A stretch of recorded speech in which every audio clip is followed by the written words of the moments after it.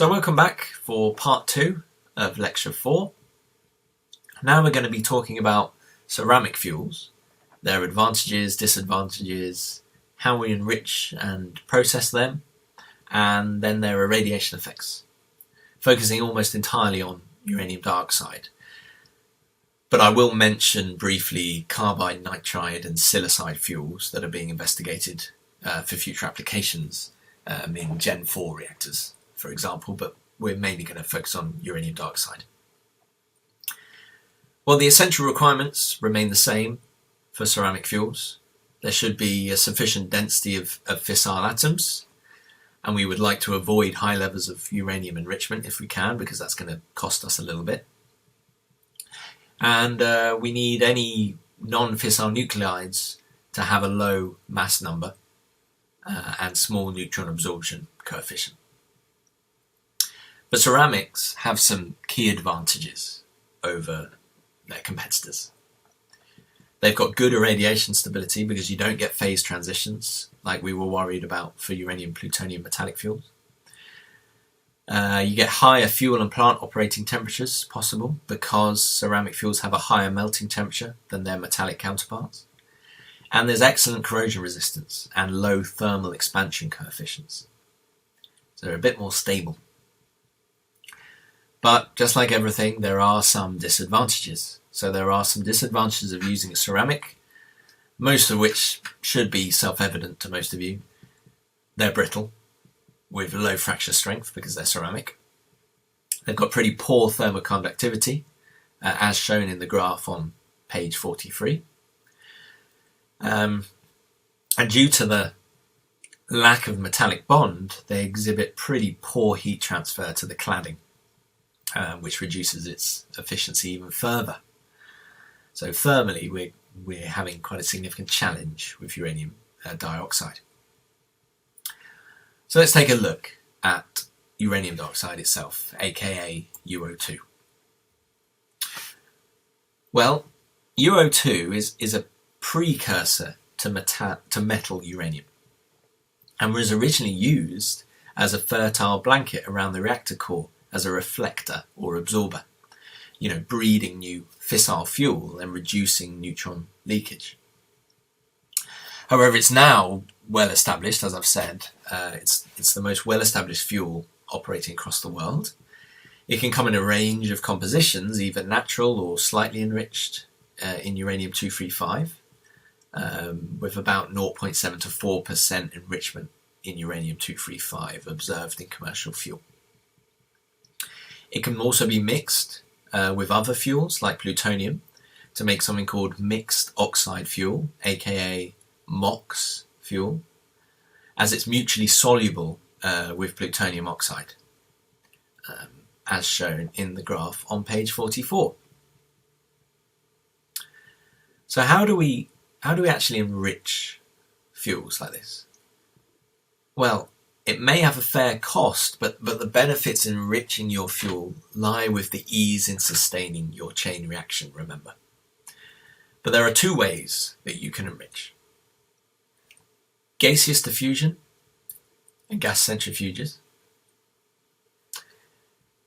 Now, gaseous diffusion and gas centrifuges, those two different aspects, they're both extremely challenging processes, as you're trying to separate two isotopes of the same element, 235 and 238 when it comes to uranium, which have near identical chemical properties with only a tiny mass difference. But nonetheless, it is achievable. So how do we go about it? Well, let's look at the origins. First, the uranium has to be milled, and it's milled as uranium ore, usually U3O8. And it's dissolved in nitric acid to give you a solution of uranyl nitrate. Now, pure uranyl nitrate is obtained by solvent extraction, which is then treated with ammonia to produce ammonium dianitrate, or ammonium diuranate. Now that reduces with hydrogen to give UO2, which is converted to uranium tetrafluoride and oxidates with fluoride to produce UF6. And the UF6 is then sent for the enrichment process in either gaseous or in centrifuges. So what's the difference between gaseous and centrifuge?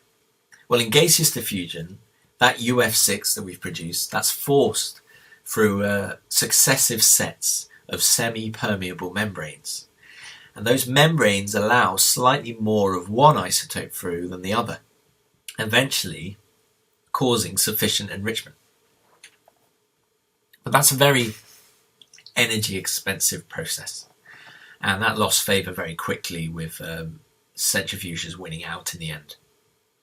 Because in centrifuge enrichment, basically what you're doing is you've got many rotating cylinders in series and parallel formations, as shown in the picture here, where heavier gas molecules containing uranium-238 move towards the outside of the cylinder, and the lighter gas molecules rich in uranium-235 collect closer to the centre, allowing a gradual enrichment. Now, once you've got your enriched uranium UF6, that's then converted back to uranium dioxide and formed into pellets or rods. And give you an example, there's a figure of a sintered UO2 pellet at the bottom of page 46. To give you an understanding of enrichment levels, if you look at the top figure of page 46, it's typically less than 5% for reactor fuel, but you can get weapons grade uranium containing 90+%. But you'll have different enrichments across a reactor core, which is what you can see in this figure. That's because irradiation is usually non-uniform across a reactor, and it tends to be higher in the centre of your core, and also higher in the centre of a fuel rod. So that variation in enrichment helps to homogenise the burn-up. Okay, so that's why you have variations in enrichment across a core. So how do we process this UO2 once we've got this UO2? Well, it's processed by, as you would many ceramic powders, by a typical sintering into pellets or a rod, for example. But why might you not put UO2, do you think, in a rod? It would be a little bit too difficult, really, to do such a large structure like that. But normally your UO2 is going to have densities of around 93 to 97% of the theoretical density. A lower density of 85% is used for fast breeder reactors to allow greater burn-up, but that's only really common in fast breeder reactors. Why might you want it more dense? Well, because more fissile fuel is going to be available per unit volume. Well, why don't you want it 100% dense then, you might think? Well, that's because you need some porosity. And the reason being is you need to offset swelling, and the porosity offsets that swelling. And I'll talk a bit more detail about that later. So let's get back to processing. Well, you're sintered, and the sintering is done in an inert or reducing atmosphere, because sintering in air can lead to the formation of other uranium oxides that we don't want, like U308. And the different densities of the various different oxide phases could cause problems during sintering. So what does UO2 look like? Well, here we go, here with a unit cell of stoichiometric UO2. Well, does it explain its mechanical properties? Well, UO2 has the structure I show you here, cubic close packed, with the uranium ions occupying the face-centered lattice sites, whilst the oxygen anions sit in tetrahedral interstices. Now notice the large octahedral interstice in the centre of the unit cell. It's empty. And that site can accommodate fission products because it's empty, which turns out to be quite vital for radiation stability, because it prevents the products from diffusing elsewhere and forming things like voids, causing problems in our fuel. So that having that free octahedral site in the centre proves very useful. Now UO2 has no polymorphic phase changes upon heating. It avoids the problems seen in metallic uranium, and it has a much higher melting temperature of around 2865 degrees Celsius, which greatly improves efficiency. However, it does restructure. Restructuring can occur above 1700 degrees as grains grow and voids start to migrate. Of course, it doesn't have a high tensile strength, and it will rapidly lose strength once above around 1100 degrees Celsius, becoming quite ductile. However, an important change is the cracking that occurs during your reactor startup. And that's shown in the image below. If you look at the image at the bottom of page 47, you'll see an example of this cracking. It's caused by the thermal stresses upon startup. The diagram on the left shows you, superimposed onto the pellet, the strength as a function of temperature. As the centre of the pellet is hotter, it's more ductile. But the cooler outside remains brittle and allows cracking to occur, the results of which are shown on the micrograph on the right. Okay, you can see that cracking and the sort of softer centre.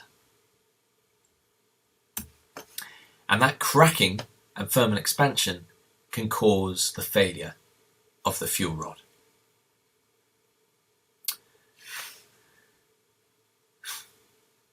Now, the failure of the fuel rods is due to a phenomenon termed pellet-clad interaction, okay, which is shown on the bottom right of page 48, where the UO2 pellet expands and can cause a bambooing effect as it strains the cladding. We've got to try and avoid this effect, and what you can do to avoid that is designers can leave some space between the fuel and the cladding, but they could also use graphite as a liner to provide some lubrication, or you could just use a smaller rod diameter at a lower linear heat generation rate. They are all viable options to limit this pellet-clad interaction. Now, we skipped over swelling there. As with metallic uranium, ceramic does offer some swelling, but it can be managed quite easily by altering porosity, which can accommodate the fission gases. Those pores accommodate fission gases released under irradiation. And the amount of gas released is governed by irradiation temperature and time. Now, although we're discussing UO2 here, it can deviate significantly from stoichiometry. As fuel is burned, the oxygen-metal ratio increases because not quite all the oxygen released can combine with the fission products. Typically, a designer will start with hyperstoichiometric fuel, where the oxygen metal ratio is about 1.97. Okay? Because oxygen release is detrimental for the cladding. You don't want the oxygen reacting with the cladding, so you don't want that excess oxygen. However, having non-stoichiometric uranium dioxide affects the thermal conductivity, and that's what you see in this graph at the top of page 49 here.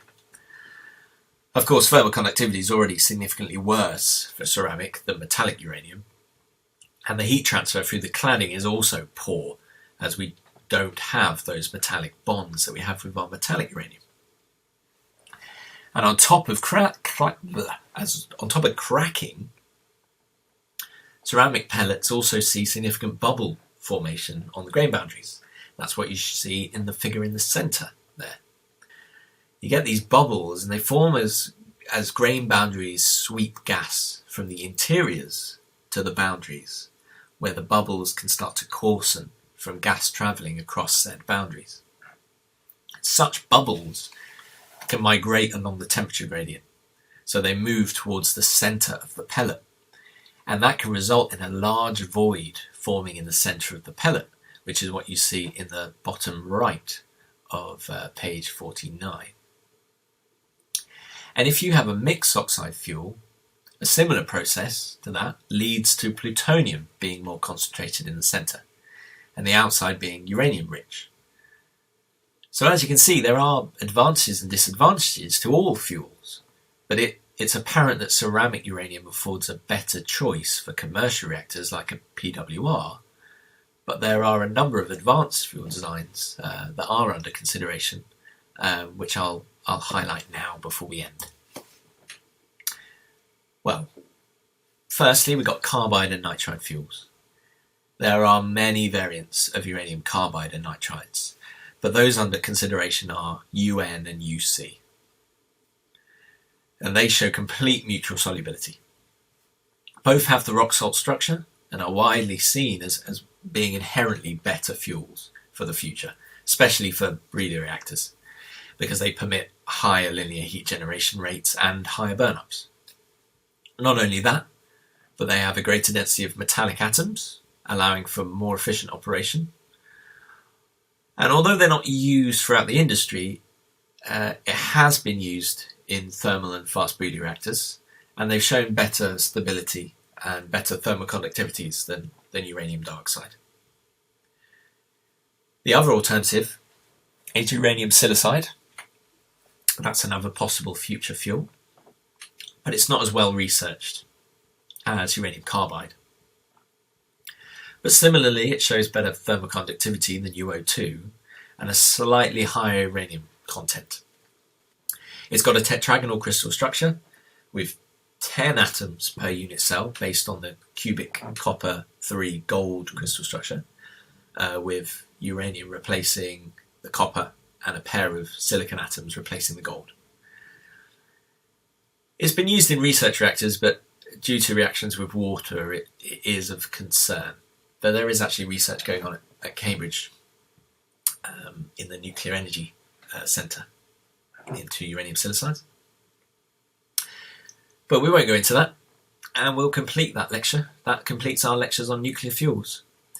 We've seen the principal types of fuels, how they're manufactured, their benefits and detriments, including irradiation effects and corrosion properties.